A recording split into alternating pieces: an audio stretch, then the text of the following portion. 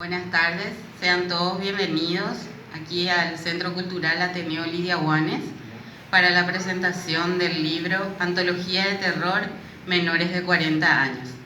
Primeramente vamos a tener unas palabras de nuestra anfitriona, la señora Lidia.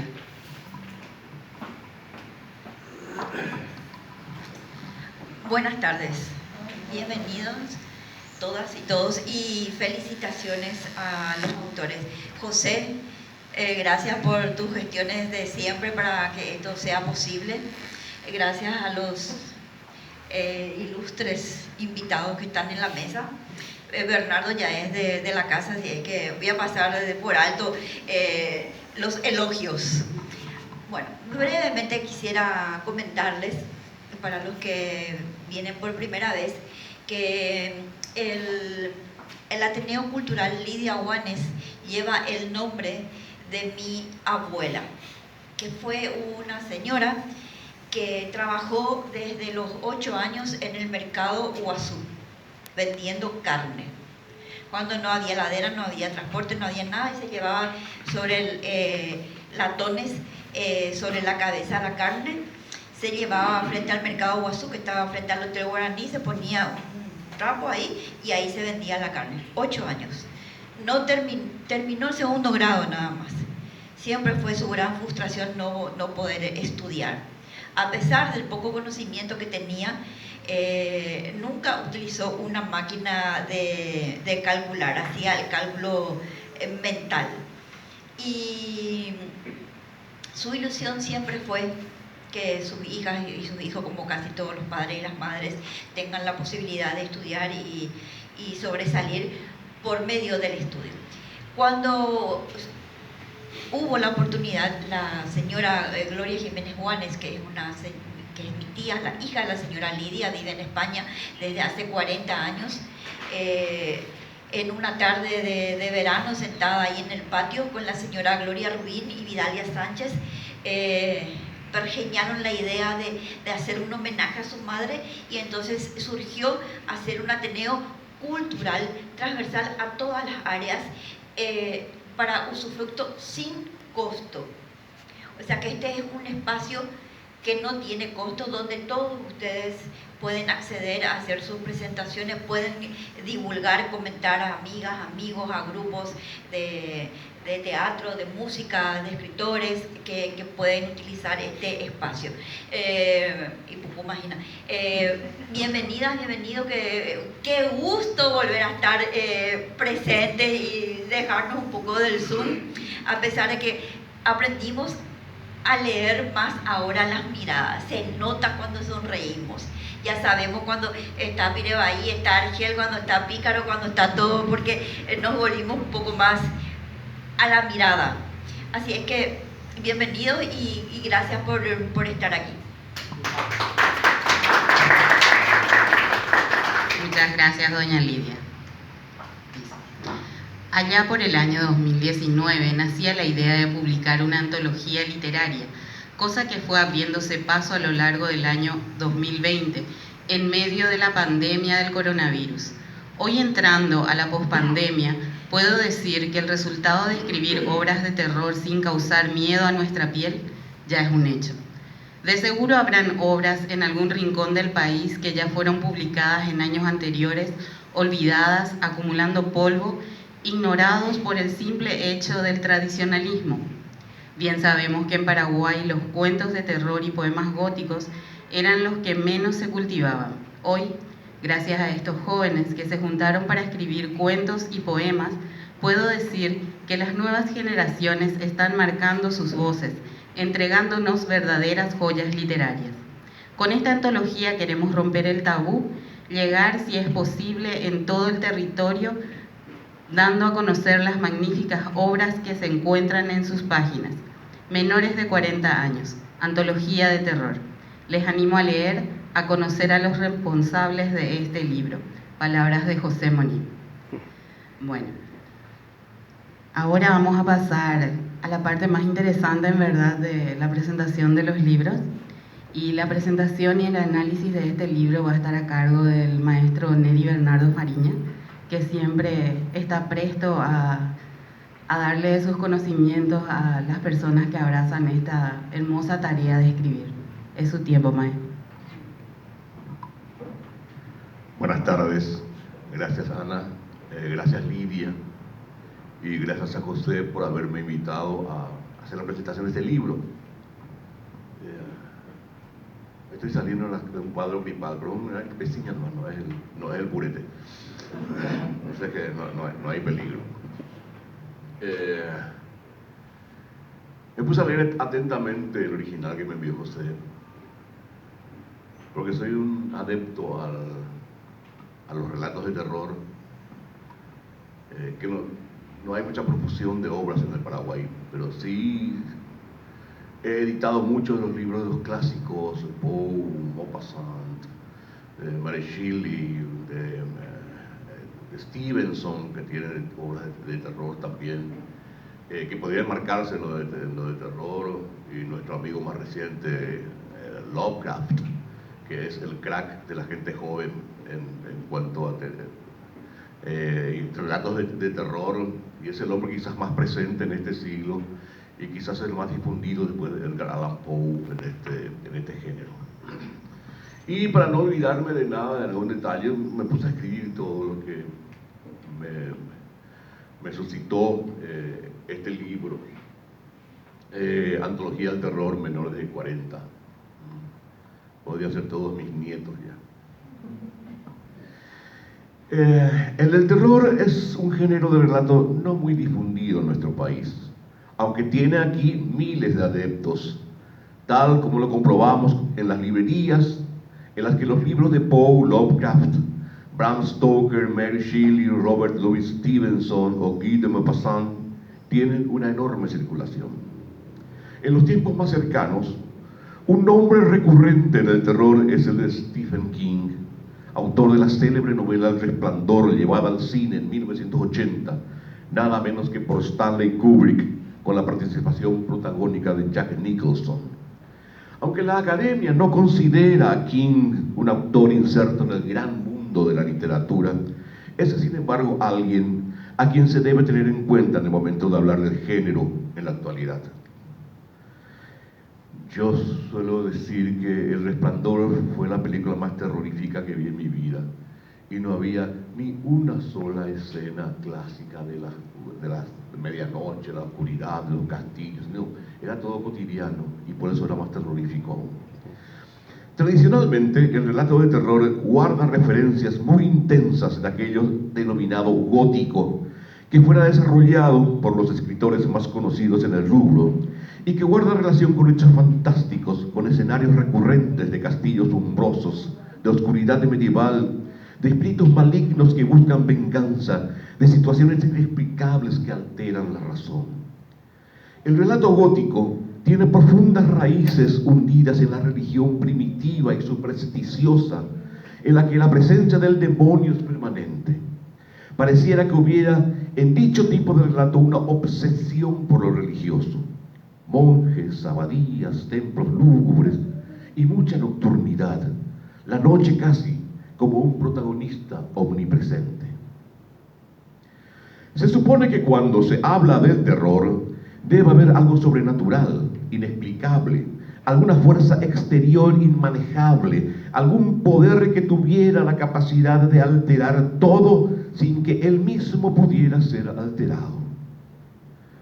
Pero cuando se habla de terror gótico, los grandes autores como Poe, Maupassant, incluso Jack London o Gustavo Adolfo Becker con sus rimas y leyendas, y más acá en el tiempo Lovecraft, han avanzado hacia un estado más elevado y han llevado esos relatos de fantasmas, espíritus y maldades, varias cargadas de sangre y descripciones escatológicas, al estadio de terror psicológico, en el que el ser humano se cierra sobre sí mismo, asustado del mundo exterior que siente como una amenaza. Este libro, Antología del Terror, que reúne a varios narradores, compatriotas, jóvenes, es un muestrario de ese tipo de relato tradicional del terror que nace de elementos y situaciones que se originan y suceden en el exterior del individuo protagonista y que luego van sumiendo a este en el miedo natural que despierta lo sobrenatural. Me referiré muy de paso a las obras aquí reunidas. Yo hubiera querido hacer un estudio mucho más profundo de cada uno de los cuentos, pero sería muy largo, no acabaríamos esta noche. Pero vamos a ver así, en forma somera, qué es lo que contiene este libro, desde mi perspectiva, claro. Comienza con Tañidos de horror, de Pedro Delgado. Sobre la base de un amor imposible se erige una trama compleja, con fantasmas y aparecidas que van revelándose al final. Hay un relato fluido que transcurre con naturalidad, aunque en medio de una propensión a usar términos buscados muy en el fondo de los diccionarios y que no tienen la precisión denotativa que requiere la parte del relato en que se usan. Por ejemplo, esto de las sábanas procustianas, por ejemplo, que aquí tiene poca aplicación. Hoy es más efectivo cabalgar sobre un vocabulario más cotidiano, aunque la trama se desmadeje en la Francia del siglo XVIII o XIX, que siempre estira el lenguaje decimonónico. El autor suma a este relato una serie de poemas con aires de un modernismo muy tardío, con mezcla de un romanticismo exaltado. La maldición Valerius, de Renato Elio. Este relato tiene fuertes reminiscencias de lo gótico tradicional. Mezcla de monasterios, templarios, seres que no son seres o son seres diferentes a los humanos, disquisiciones sobre la vida y la muerte, uso de la prosopopeya que hace protagonistas a las cosas puestas en condición de humanas. También va seguido del cuento de un grupo de poemas. El donante maldito, de Cristian Encina, un cuento cortito que narra la transmutación de un hijo que siente las penurias de su padre ya muerto y de quien recibió un trasplante de ojos y de corazón. Encina nos ofrece también un beso maldito, un relato de aparecidos con una profecía autocumplida respecto al vaticinio de la muerte de un sacerdote a uno de sus parroquianos que había recibido el beso maldito.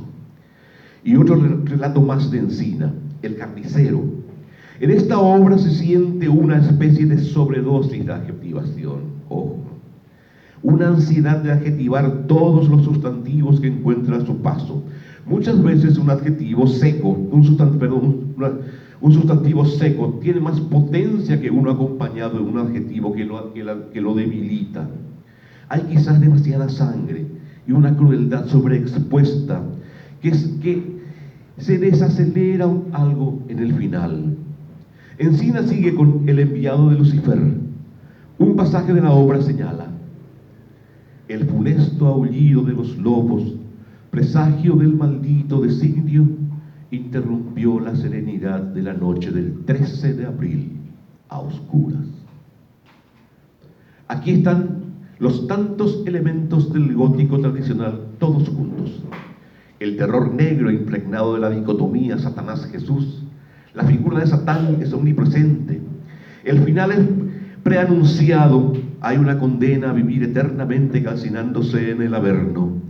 Lo religioso medieval incrustado en un relato del siglo XXI. La influencia de aquellos cuentos del siglo XIX sigue presente. Por último, Encina nos propone Juego de niños. Mucha violencia sádica y hasta pareciera innecesaria por pura morbosidad. Aquí se recurre al viejo truco de llevar al máximo la descripción para luego optar por...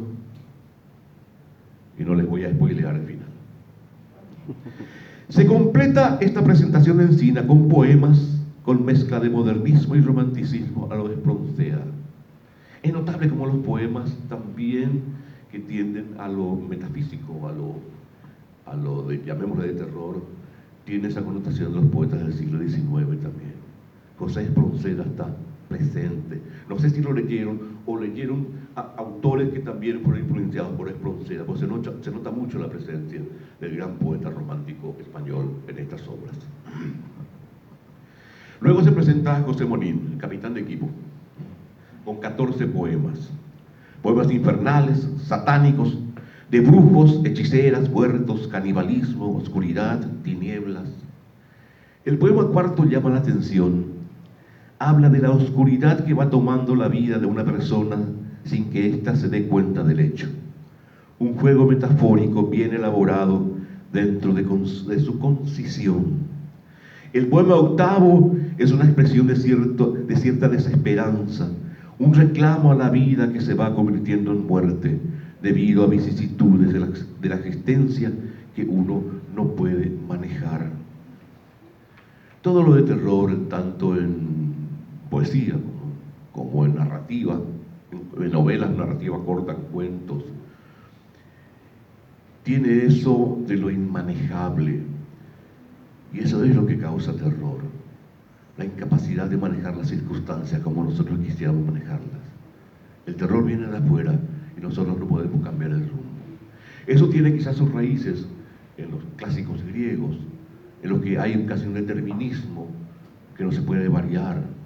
Hace poco hice una edición de Edipo Rey y ahí se nota cómo el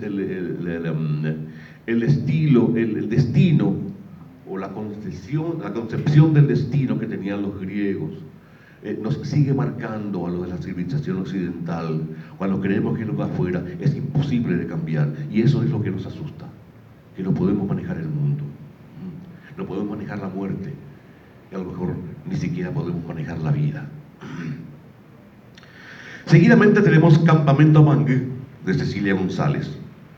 Lugar encantado, oscuridad, bosque, perro negro de ojos rojos, casas de interior sombrío, castillos, grandes escaleras, candelabros, retratos de personas que se corporizan, buitres atacantes, montañas, lobos hambrientos.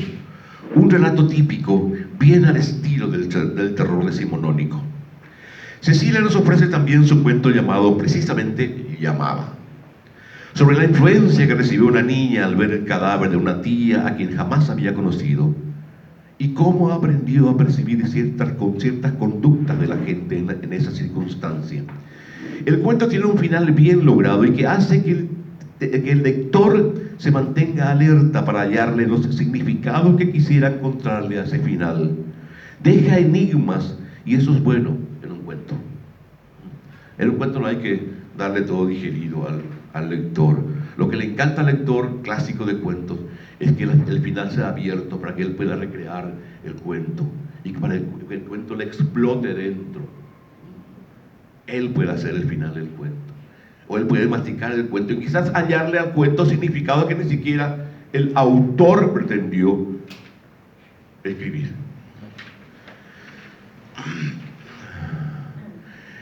A ver, ¿dónde estaba? A continuación tenemos Mal Sabor, de Carlos Giuliano Rivarola. Un relato escatológico in extremis, pero en el que se apela al camino fácil de que los hechos descritos ocurrieron en un sueño. Este es un recurso ya un poco trillado, y que el lector ya pilla de un comienzo. El lector de cuentos de terror es un lector muy avesado, y un lector que quizás ya leyó mucho, y un lector que conoce casi todas las técnicas del autor de terror. Entonces le va pescando en cada párrafo y le va adivinando el final y le va comiendo el final. Y para finalizar leemos Terror en la Ruta 1, también de Carlos Giuliano Rivarola.